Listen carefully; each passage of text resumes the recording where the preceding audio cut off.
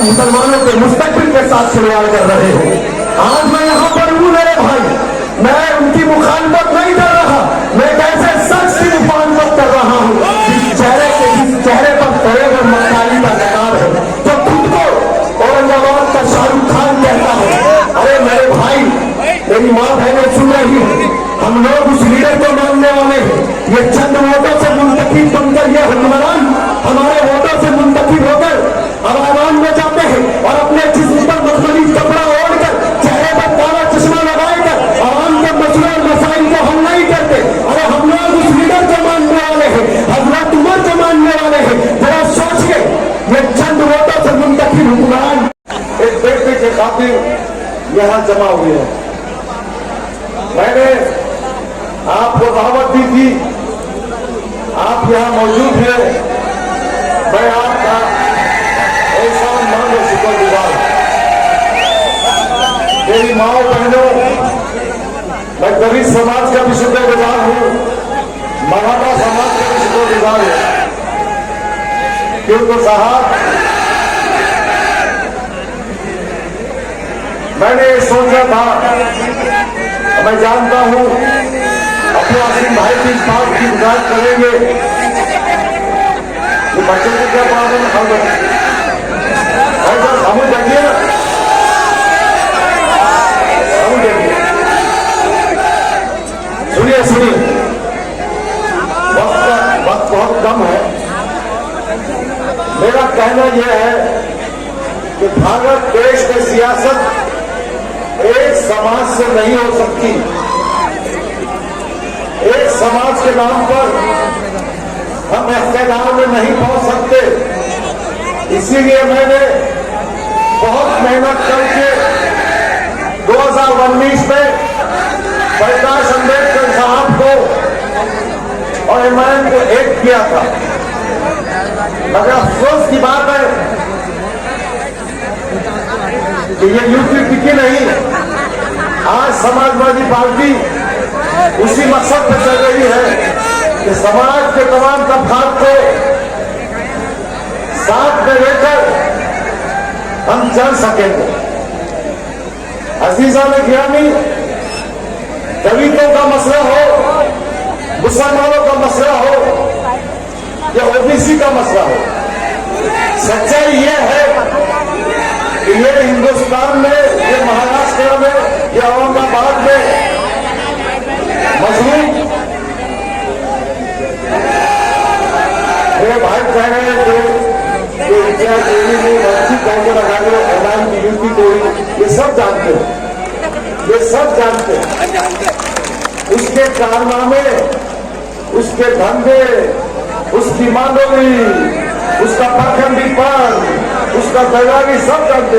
लोग बड़े पहले की जरूरत नहीं। मगर मैं आपके सामने कहने के लिए आया कि हम समाजवादी पार्टी का उम्मीदवार हूं। इंशाअल्लाह हम आपकी मदद से इस मशरकी हल्के में 2 वक्त से जो चुन के आए वो आमदार है अतुल साले, उसको शिकस्त देंगे इंशाअल्लाह ताला। हमारे गैर मुस्लिम भाइयों की मदद से, हमारे ईमान वाले भाइयों की मदद से, हमारे साथियों की मदद से हम आरएसएस का जनाजा निकालेंगे। यकीनन भारतीय जनता पार्टी वो पार्टी है जो आरएसएस की टीम, ये नाथूराम गोडसे की औलाद है, ये नाथूराम गोडसे की औलाद जो महात्मा गांधी के खातिर है। इनको सबक सिखाना बहुत जरूरी है।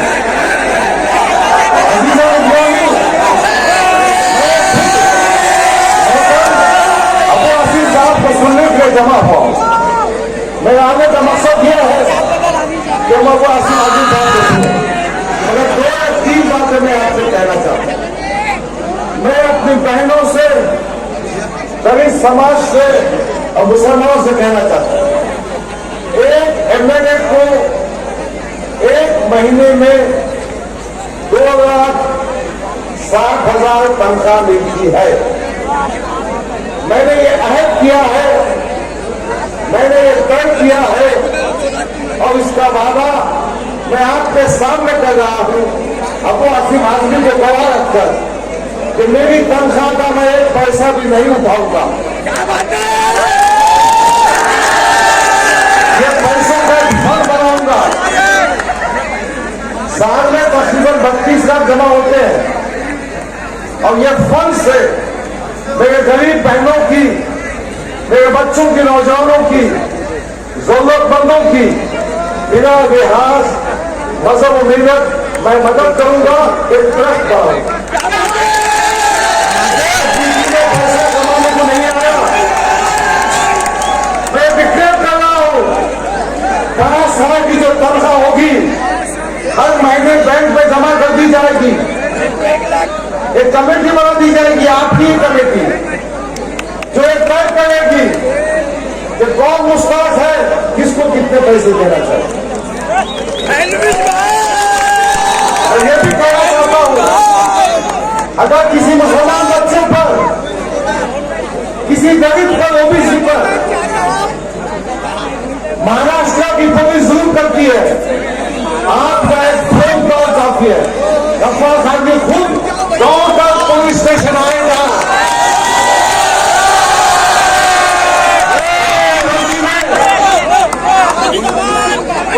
जो पुलिस वाले मस्ती करते हैं, उनकी मस्ती को खत्म करूंगा।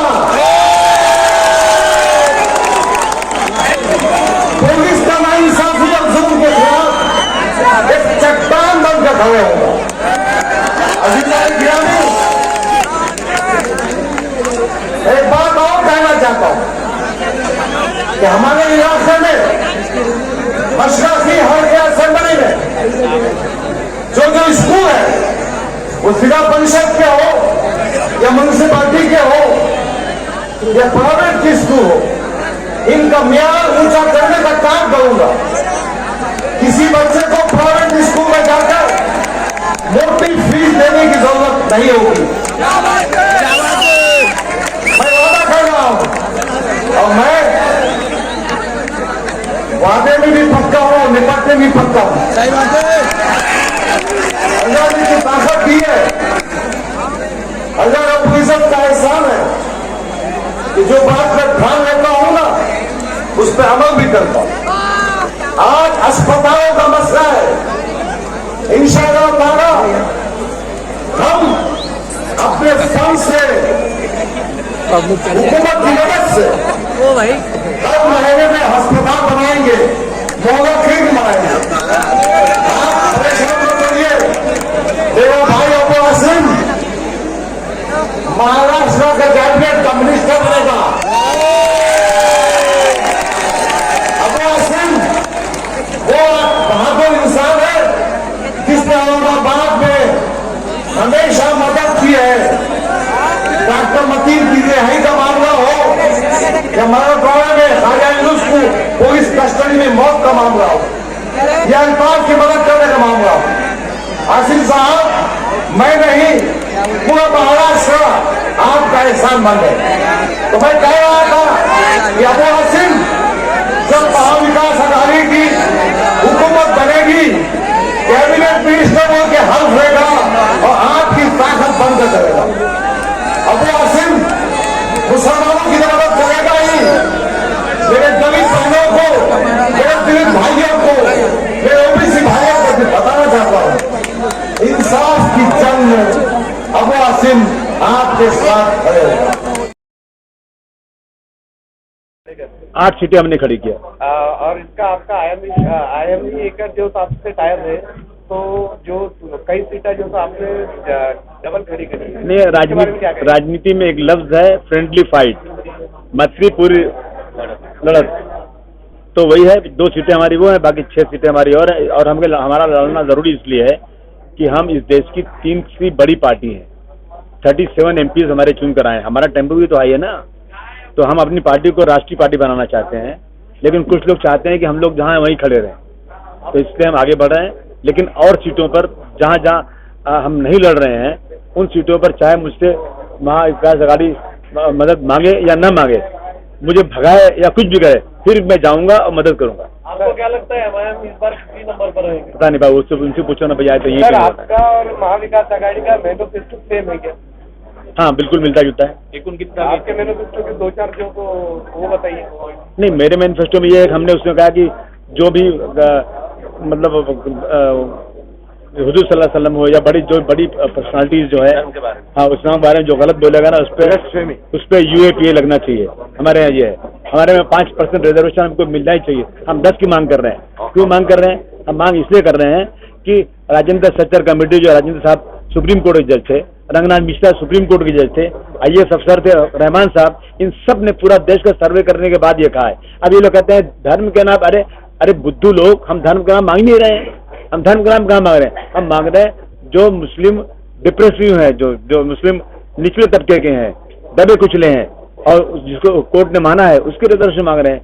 ये हमारा इशू है। इसमें रिजर्वेशन मिलना चाहिए। हमारे औकाफ की जमीन बिल्कुल कोई हाथ नहीं लगा सकता, वो अल्लाह की जमीन है। जब तक दुनिया रहेगी जमीन रहेगी वो, और ये हमारी जमीन कब्जा करना चाहते हैं। ये माफिया लोग हैं, भू माफिया, ये सब चीजें।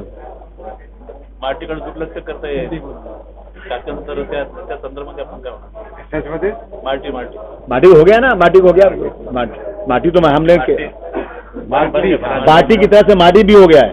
हम लोगों ने किया, बहुत पे चिल्लाया, हमने लड़ाई कर रही थी। हाँ, सब औरंगाबाद की जनता को आप हमारे चैनल के माध्यम से क्या मैसेज देना? बहुत मुबारकबाद देता हूँ। इससे बहुत ही माशाल्लाह, ये बहुत ही शानदार जमीन है, हमारे बुजुर्गों की जमीन है ये, और सब मेरे साथ रहिए और हमारे उम्मीदवार को जिताइए ताकि हम औरंगाबाद में बार बार आएँ और आपसे हमारी मुलाकात हो, और अब की बार भरपूर वोट दीजिए। औरंगजेब रहमतुल्लाह अलैह को बहुत सारे लीडर बुरा भला कहते हैं, तो आप क्या कहना चाहते हैं? मैं बिल्कुल बुरा भला नहीं कहूँगा। जो व्यक्ति 52 साल तक घोड़े पे रहा है, जिसके राज में भारतवर्ष की जो है सीमा जो है बर्मा और अफगानिस्तान तक रही हो, जिसके राज में देश सोने की चिड़िया खा जाता हो, उसे हम बुरा कैसे कह सकते हैं? अगर लड़ाई युद्ध में तो कोई भी मारा जाता है, कोई भी कुछ होता है, इसका कोई मतलब नहीं होता है। लड़ाई धर्म के नाम पर नहीं थी, लड़ाई राज का